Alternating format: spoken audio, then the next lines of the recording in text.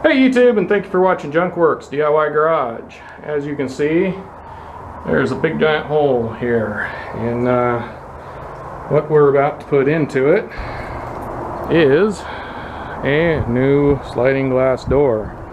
So I'm going to kind of give you an idea of what I'm doing to put it in here. You got to check your laws and regulations, because according to the instructions down here, you need to have a seal plate of some sort. In my area, you cannot buy one. They do not sell them at any stores. I called every home store, every place. Cannot buy one. But what I do have, and what I've also seen people use, is this right here, flashing tape.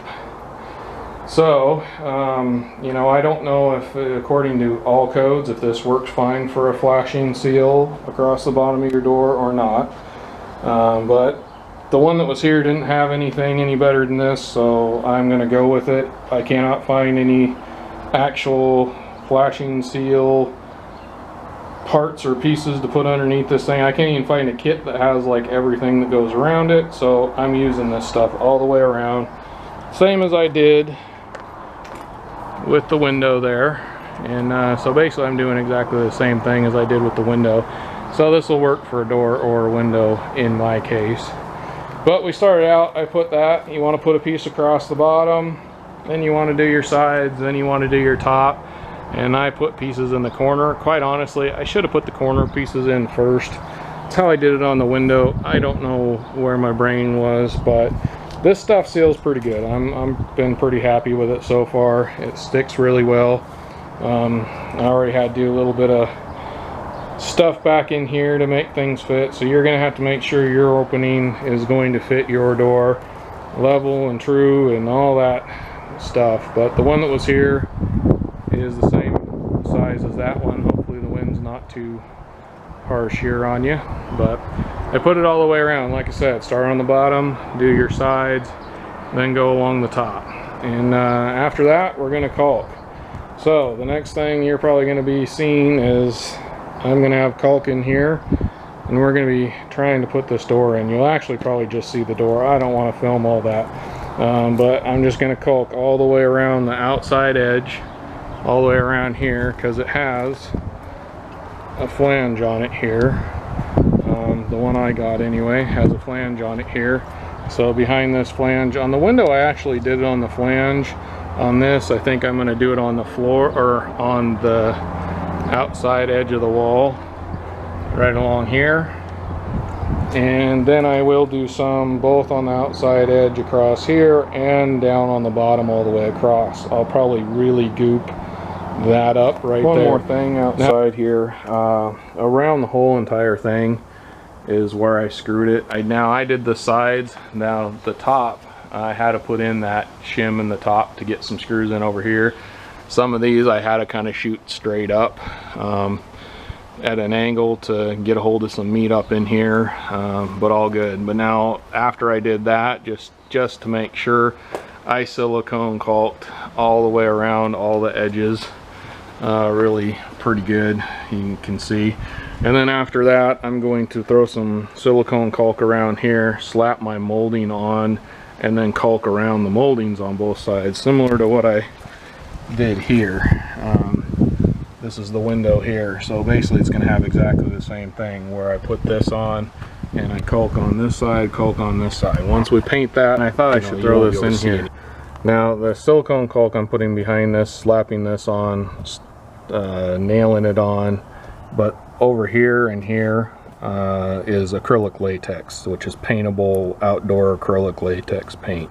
I don't like messing with silicone anymore. I've had issues with that in paint, so that's where I'm using the acrylic latex stuff on the outsides here.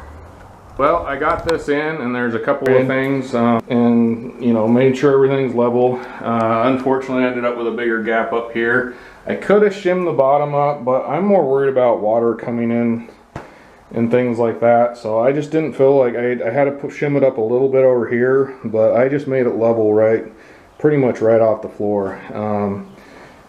So hopefully it's good, but it is level. And then I'm having to kind of frame this in, so to speak, because up here is a huge gap. Over here is almost no gap at all. So I've just kind of shimmed things in, screwed it up in there. Now that's the thing with these doors, it comes with 4 long screws, and quite honestly this was put in here and this was stripped out up here, so I had to redo this one. And I took 2 of the long screws and put it in the other 2 over here, and this one had stripped out, so I put that one over here and put another long one there. Put shims in this area. You can kind of see where I got some shims in there, so that makes this good and solid in this area right where the latch is. You always want that as solid as you can. And then right here there's a screw hole, and the same on the corner over there, there's a screw hole, and I made sure that those were shimmed really good in those areas. And then I put a few shims here and there just to kind of take up the space, but it's all closing really good. That is something weird about this door. If you have this, and I don't know if this is, tell me if this is normal, if anybody out there knows, comment below. But when that's all the way in and you shut the door, you cannot lock it. You have to let that pop out, close the door, and then push down on it for it to lock. So I'm just wondering if that's a normal thing, but regardless, it's working that way, and that's the way it's going to be. Something else, we got this right here, screen door, which you gotta figure out how to place this in here, and it's got a little thing right there that goes up and down. I don't know if you're supposed to put it up or put it down, but I made it so you can put it down. Oop. Put it down to lock it, and up to unlock. That just seems right to me, I guess. And then on either side of the screen, there's these little tabs, or little screws, right here, and then behind the weather strip down on the bottom underneath that black weather stripping there, which this is kind of popping out again. I don't like that design because it doesn't want to go back in, but regardless, that's how you level your door in and out, because it's not gonna sit perfectly in here. You just got to fiddle and fart with that one. Same with this door here, the big door. There's 2 screws at the bottom. The bottom screw you turn in and out to lift the front up and down. And then same on this side over here. There are 2 screws that the bottom one, you turn it until you get it closing nice. And your gaps are all even. You want to, something I did see, and I don't know, it's not perfect, but if you close the door until one end of it hits, let's see here, right about there, you can see I got a bit of a gap all the way through the middle, and then it kind of closes back up. So this whole thing is actually probably coming in this way a little bit, but honestly, I'm not going to split hairs. When it's closed, it looks fine, it functions fine, it's sliding back and forth fine. Regardless, I'm going to open that back up. I like that it has a screen door because I can have nice fresh air and not let the bugs in. But that's about it for that. Alright, well, I think I'm done with the door now.